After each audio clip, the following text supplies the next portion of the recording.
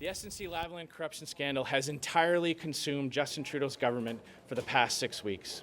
And just now, the finance minister presented a budget as though it were business as usual.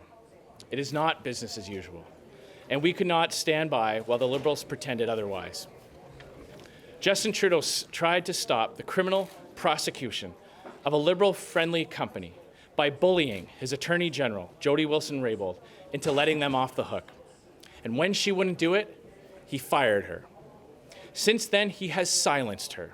He won't waive the privileges and confidences that legally prevent her from telling Canadians what she knows. And earlier today, he shut down the only public investigation into this corruption scandal.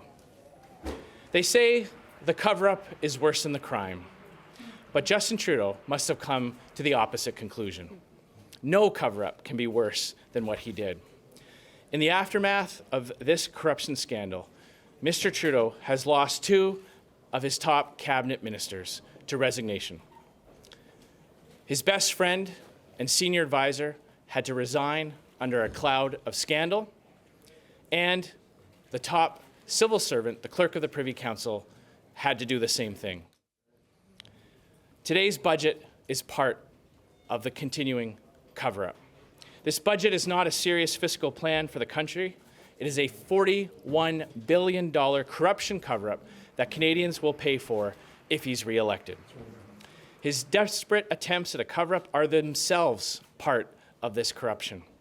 His justice investigation shutdown was an abuse of power, an affront to democracy, and an attack on Parliament. Canadians expect accountability in Parliament.